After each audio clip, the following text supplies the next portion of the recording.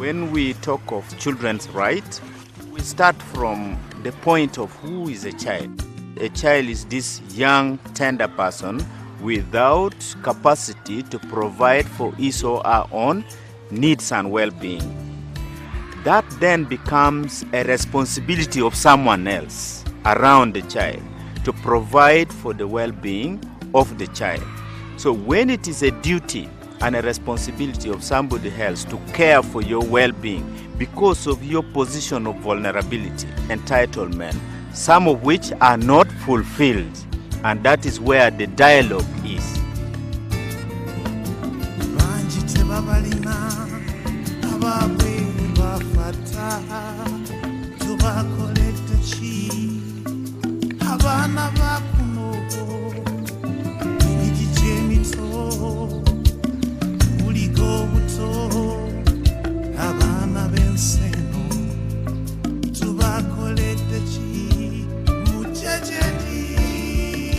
We deal with children who come from poor socio-economic background, and most of them you find before recruitment they do not have hope to live.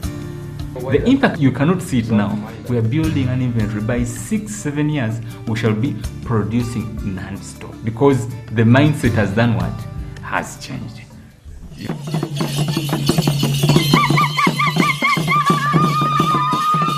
When choosing the community-based approach, there is one core value which we hold strongly. That is the social and cultural competence. We want the children to grow up in the community and experience life normally in the society.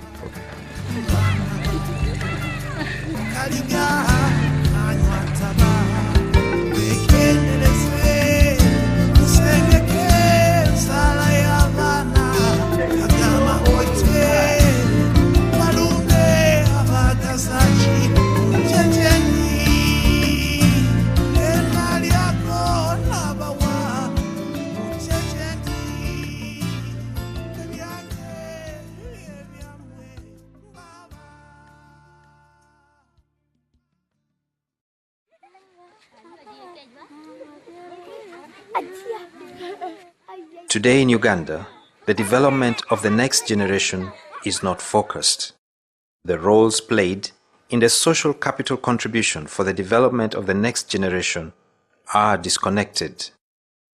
But if there is effective community education, the social capital institutions will provide bonds that will advance quality education and growth of the child into a responsible adult member of community, member of society. This is the focus of Lindner Foundation Uganda. Lindner International is it's a business entity, about 50 years old, and it has been mainly in construction business, managed by a family, headed by Hans Lindner. Lindner International has set up foundations as corporate social responsibilities. One mainly was focused on helping employees, and the other one was mainly focused on helping small-scale entrepreneurs back in Germany. So the two were later on formed into one foundation, which is called Hans Lindner Foundation. Yeah, and it is that which had three mandates. Okay, one was to help the social entrepreneurs, and then the second one was to partner with universities in Bavaria. Bavaria is the province where Lindner International is based. Eventually, they moved out and went to Eastern Europe, where they are also in social enterprises, the small-scale entrepreneurs in Eastern Europe, bringing in the entrepreneurial mindset. The first contact in Uganda was in 1999, and in 2006 we started work as Lindner Foundation Uganda. Lindner Foundation Uganda was registered as a company limited by guarantee, and then with the Non-Governmental Organizations Board as a foreign non-governmental organization. A feasibility study had been done. 3 intervention options were found to be possible. The community-based approach was agreed upon, where needy children and youth are identified from the community and supported. 2 main pillar activities were established: child education sponsorship and youth skills and entrepreneurship development. Sponsorship is in the field of education, which is extended mostly to vulnerable children and youth. But academically, they are performing well. And such persons should be willing and should show the willingness to study. Such persons should also be disciplined. And then such persons should be God-fearing.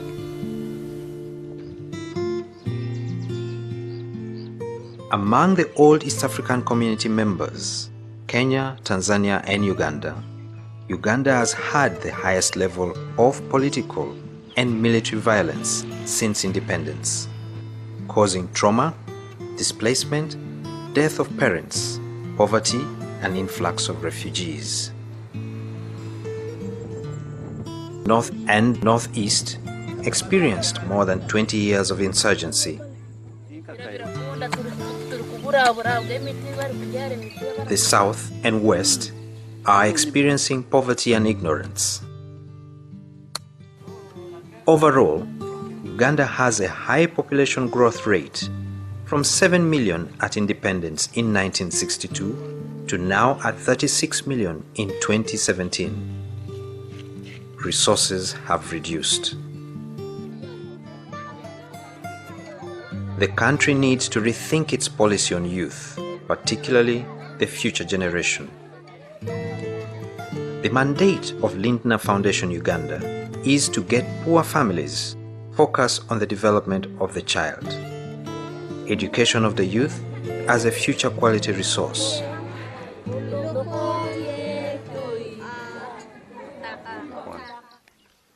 The Lindner Foundation Uganda activity here, therefore, is about guidance and counseling. It is about helping the vulnerable gain hope in child development. We have volunteers that we work with. We have 9 of them in numbers, and they are based in different districts. They help us in identification because they act as a link between the foundation, the community, and then the beneficiaries. Sometimes the schools recommend. Then basing on the level, at the end of the day, those who meet our selection criteria are recruited into the program. Okay, we go to number 4. The foundation's process of selecting participants starts with the identification of volunteers. In 2009, when I joined as a volunteer in the Lindner Foundation Uganda, I formed up an association. We joined together, the heads with the parents of the Lindner Parents Association, and we named it Mukono Lindner Parents Association. In order to improve your performance, have been called to help Foundation as a volunteer, coordinating Lindner Foundation activity in northern Uganda, in the district of Kitgum, Lamour, Pade, and Agago. The first interaction with them is during the time for interview. That's the time when you will hear all the stories about them. And whenever we pick them, I know who you are and what I should do for you. How I should handle you, I will know during that time of interview. We've been getting our meetings to solve our problems concerning with our academic performance, and then at the same time, how are we going to do with our needs, basic needs of our beneficiaries.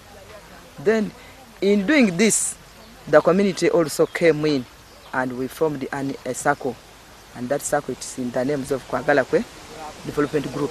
A new dimension of community wealth generation is introduced by the Mukono volunteer, Frida. Nakawoya Justin is a parent. A member of the group supported to grow corn for income. Members of the savings scheme can access loan facilities and use the money for generating income to help solve problems like the lack of school requirements, as she is doing with this corn crop. But at the end of every school term, the Parents Association meets to evaluate performance of their Lindner Foundation children. In this gathering, there are widows, guardians, and single mothers. The issue of the absent father in discussing his role in child development is raised.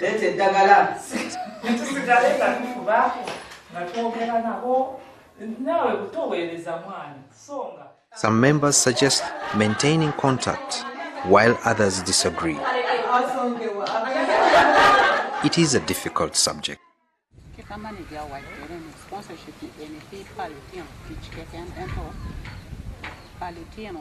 Once one is recruited into our program, you are then attached to a volunteer. The volunteer will be responsible for visiting the school to check whether the beneficiary is at school. The volunteer will be in charge of offering counseling and then mentorship.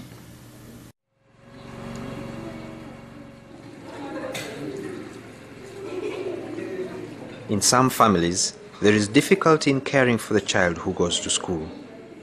It is therefore important for the foundation to provide boarding facilities near their school. I'm taking care of children. I ensure that the general cleaning of the boarding house is well handled. Whenever they are sick, take them to the hospital. And we have our visiting doctor, who always come and visit us. I see to it that where they are sleeping is well organized. Academically, I ensure that they go to school, they read their books, supervise their preps in the evening time. As the matron in the boarding house also, I plan for their activities. I see you have seen this, the music which is taking place. Precious Jesus, I am ready to surrender every care. Take my hands now, give me peace. Lord, I need to meet you there. They learn very many things. Somebody who comes from nowhere, he doesn't know even to wash, doesn't know to mop or even to cook. But at the end, somebody comes here, learn many things. And that is my pride.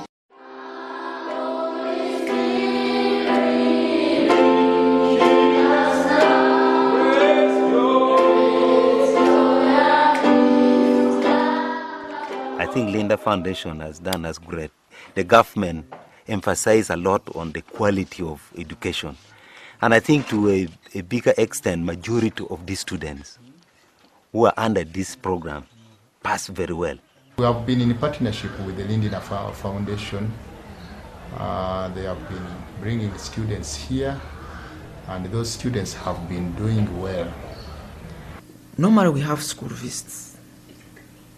As a team from office and even our volunteers who are out there, they visit schools, they talk to these children, they guide them. What are some of the benefits that you feel you would want us to hear? I see my future is bright because living in Masaka Secondary School, one of the best schools in sciences, I think my dream of becoming a doctor is going to be fulfilled. I see myself 5 years from now a civil engineer. I feel as if I've been handed a blank check to aim for the very highest.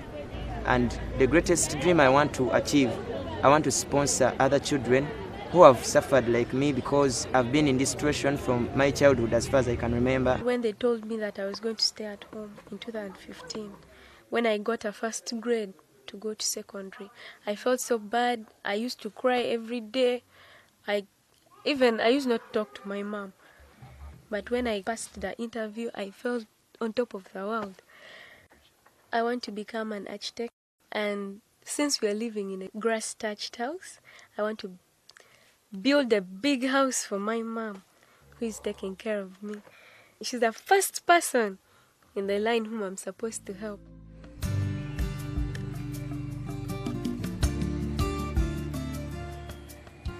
In 2006, at the end of the year, we had 190 beneficiaries. After 6 years, the number increased, and we are able to enroll 546 beneficiaries countrywide. Right now, we have 314. We have 78 in primary. We have 136 in secondary. We have 65 in vocational, and then we have 35 at tertiary level. Those who fail to meet our criteria are released from the program. So that's why the number keeps fluctuating. We do have home visits. We have annual home visits, and sometimes depending on the prevailing circumstances, we selected homes and visited them. If we are analyzing performance and we realize that some beneficiaries are not doing well, the foundation has done its part, then we ask ourselves, what could be the problem? Is it from home? Then we have to go and visit such homes. And when we visit them, we don't only talk about how a child is performing, but we also provide psychosocial support to these parents. Positive parenting on how best they can upbring their children. For the Lindner Foundation Uganda program, parents' guidance and counseling is crucial. To raise a child correctly, mother and father must connect with the child. Where there is a single parent or no parent at all, it is a community task to bring up a child into a responsible, respectable adult. This is a core value choice.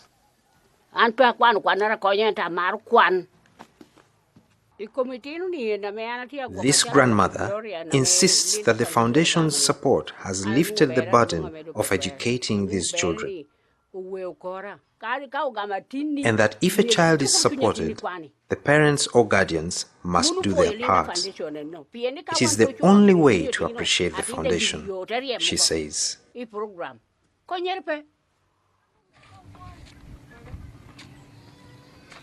In Hoima, a refugee family has 2 of its 9 children benefiting from the program. My name is Henry Kari. My school is Dental Training Center. I am in primary 4, going to primary 5. In 2011, that was first term. That time I was not able to go back to St. Jude Primary School because my parents were not able to pay for me. I was called back by the director of St. Jude for sponsorship from Lindner Foundation. From that time up to now, when I'm going to senior 4, I'm still under that program.